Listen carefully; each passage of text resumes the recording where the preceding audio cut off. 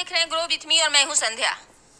Guys, कुछ लोगों को जन्म से ही सब कुछ हासिल होता है और कुछ लोग जीवन में ठोकर खाकर संघर्ष कर कर वो चीज हासिल करते हैं जिन्हें हासिल करना उनका सपना होता है। और ऐसे ही लोग सही मायने में जीवन के नायक या नायिका होते हैं, क्योंकि इनके पास सिर्फ जीवन के सभी सुख सुविधा नहीं होता, बल्कि वो अनुभव होता है जो दूसरे लोगों को, यानी जो जीवन से हारे हुए लोग हैं, उनका मनोबल बढ़ाता है, उनका मार्गदर्शन करता है। ऐसे ही एक शख्सियत से आज मैं आपको मिलवाने वाली हूँ, जिनका नाम है कल्पना सरोज। कल्पना सरोज एक ऐसे परिवार में जन्म ली जहाँ लड़कियों को पैदा होना अभिशाप समझा जाता है। 12 वर्ष की उम्र में इनकी शादी कर दी गई, जबकि ये पढ़ने में बहुत इंटेलिजेंट थी। ये पढ़ना भी चाहती थी, परंतु इनकी चाहत इनके माता पिता के लिए कोई मायने नहीं रखा। चाहत को कुचलकर इन्होंने डोली में बिठाकर विदा कर दिया। और देखो, तकदीर का खेल कि ससुराल भी मिला तो ऐसा, जहां न इंसान थे न इंसानियत, जल्लादों जैसा इनके साथ व्यवहार होता। सारा दिन जानवरों की तरह काम करने के बाद कोई भी नुस्ख निकाल कर इन्हें मारा पीटा जाता, गाली दी जाती। न ढंग का खाना, न ढंग का कपड़ा, और सिर्फ जुल्म। जिंदगी इसी तरह से गुजरते गुजरते 6 महीने निकल गए। इनके पिता इनसे मिलने आए। पिता को देखकर ये फुट फुट कर रोने लगी। इनकी ऐसी हालत देखकर पिता को अपनी गलती का एहसास हुआ। उन्हें लगा कि उन्हें इनकी शादी करके गलत की। वो अपनी बेटी को बोले कि अपना सामान बांधो, अब मैं यहाँ तुम्हें नहीं रहने दूंगा, वापस अपने घर चलते हैं। ससुराल को हमेशा हमेशा के लिए छोड़कर ये मैके आ गई। पिता ने इन्हें कहा कि तुम अपनी पढ़ाई शुरू करो। इन्हें तसल्ली मिली कि अब ये पढ़कर अपने सपनों को पूरा करेंगी, लेकिन जिंदगी इतनी आसान नहीं थी। समाज वाले, ये समाज के ठेकेदार, जिन्हें लगता है कि जब भी कोई इनके बनाए हुए रूढ़िवादी परंपराओं को, नियमों को कोई चैलेंज करता है तो इसको जड़ से उखाड़ फेंकते हैं। और कल्पना सरोज भी तो ऐसा ही कर रही थी ना। अपने ससुराल को छोड़ चुकी थी, अपने पति को छोड़ चुकी थी और जिंदगी में कुछ बनने के लिए पढ़ना चाहती थी। लोगों के कटाक्ष, लोगों के ताने इनका जीना दुभर ही नहीं कर रहे थे, बल्कि इनके पिता को भी दोषी ठहरा रहे थे। जैसे अपनी बेटी को नर्क से निकाल कर यहाँ लाना उनका सबसे बड़ा गुनाह बन गया था। अब न ये पढ़ाई कर पा रही थी और ससुराल की तरफ लौटने का तो सवाल ही पैदा नहीं होता। जिंदगी में अंधेरा छाता हुआ इन्हें दिखा और इन्होंने उसी अवस्था में, ऐसी मनोदशा में आत्महत्या की कोशिश की। 24 घंटे तक डॉक्टर कोशिश करते रहे, तब इनका होश आया। डॉक्टरों ने खुशखबरी दी कि कल्पना सरोज की जान बचा ली गई है।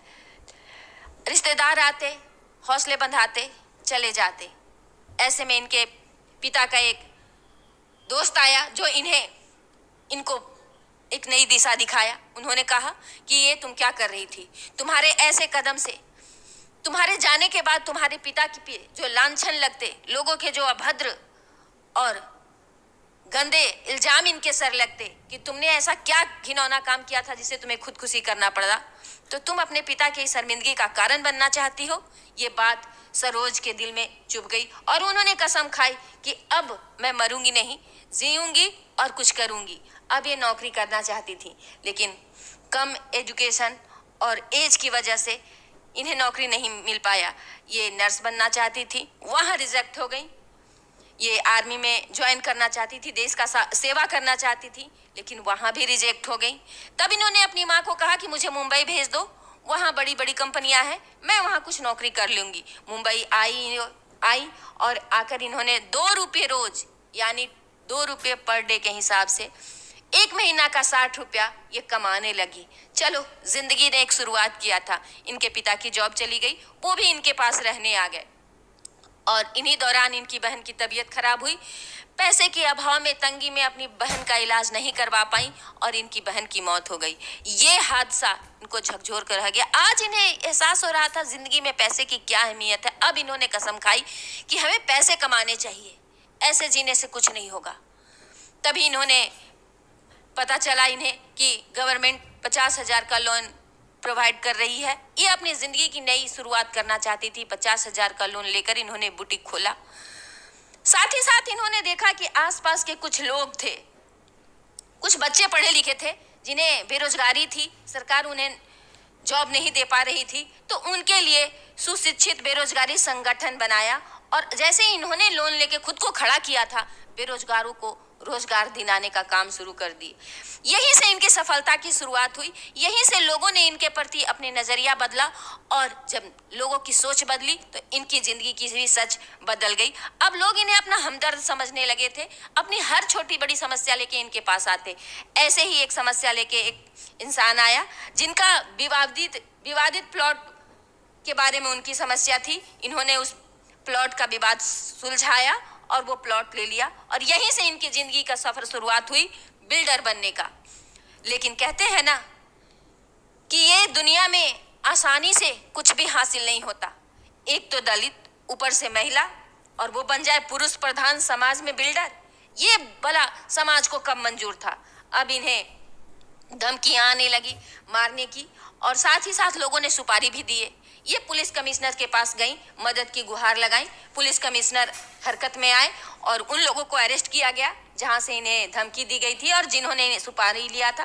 पुलिस कमिश्नर ने इन्हें सुझाव दिया कि आप बॉडीगार्ड रख लो, पर इन्होंने मना कर दिया। बोला नहीं, बॉडीगार्ड की हमें जरूरत नहीं। अगर कुछ मदद करना चाहते हैं तो हमें लाइसेंस दे दीजिए। हम गन रखना चाहते हैं, अपनी हिफाजत हम खुद करना चाहते हैं। देखिए, यही है वो सशक्त महिला जिसे दबाया और कुचला गया था एक वक्त में। आज वो किसी से मदद न लेकर, यहाँ तक कि जान भी बनाई, तब भी वो अपनी हिफाजत खुद करने के लिए तैयार थी। परंतु इनकी रफ्तार यहाँ भी नहीं रुकी। कुछ दिनों के बाद इनको पता चला कि चीनी फैक्ट्री बंद होने वाली है, मजदूर बेरोजगार होने वाले हैं। तब इन्हें अपनी हालत याद आ गई कि एक वक्त बेरोजगारी हमारी भी थी, कैसे हमारी बहन पैसों की तंगी में दम तोड़ गई। और इन्होंने फैसला किया कि मजदूरों के अधिकार के लिए ये सुप्रीम कोर्ट जाएंगी। 6 साल की हियरिंग के बाद इनके हक में फैसला हुआ। चीनी मिल चलाने के लिए इनको अधिकार मिला और ये चीनी मिल की डायरेक्टर बन गई, और साथ साथ उन मजदूरों के लिए एक मसीहा। तो कहते हैं ना कि जब अपनी जिंदगी में लोगों को कुछ नहीं बचता तो लोग सोचते हैं कि हमारी जिंदगी खत्म हो गई किस काम की। लेकिन इन्हें देखिए, जीती जा रही थी, बड़ी शान से जीती जा रही थी। अपनी जिंदगी में कुछ नहीं बचा था तो दूसरों के लिए, और कामयाबी की एक से एक नई मिसालें ये कायम कर रही थी। वो लड़की जिसके गांव में सड़कें नहीं था, आज मुंबई में उसी औरत के नाम पर 2-2 सड़कें हैं।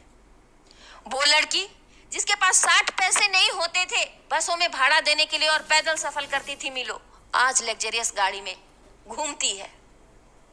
और वो लड़की जो 2 रुपये पर डे पे काम करती थी, आज 2000 करोड़ की मालकिन है। और ये सब कैसे हुआ?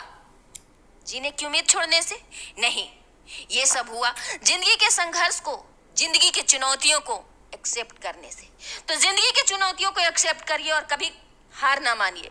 9वीं पास कल्पना सरोज की कहानी और सफलता यही नहीं रुकी। IIM की वो गवर्नेंस भी बनी और नारी शक्ति पुरस्कार से हमारी गवर्नमेंट उन्हें सुशोभित भी किया। तो है ना इनकी कहानी प्रेरणादायक। हर कदम पर चुनौती, और चुनौती का मुंह तोड़ जवाब देने की ऐसी जज्बा जो काबिले तारीफ ही नहीं है बल्कि सम्मान के काबिल है। तो गाइस, मेरा आपसे यही कहना है कि जिंदगी में जब लगता है कि कुछ भी नहीं बचा, तब भी बहुत कुछ बचा होता है। लेकिन हमें देखने की जरूरत है, संभावनाओं को ढूंढने की जरूरत है। जब जिंदगी में अपने लिए कुछ ना बचे तो दूसरे लिए जीने की जरूरत है। आखिर मालिक ने ये जिंदगी खत्म करने के लिए थोड़ी दी है, जिंदगी मिली है तो कुछ कर दिखाओ। अपने लिए ना सही तो अपने अपनों के लिए करो, पर करो।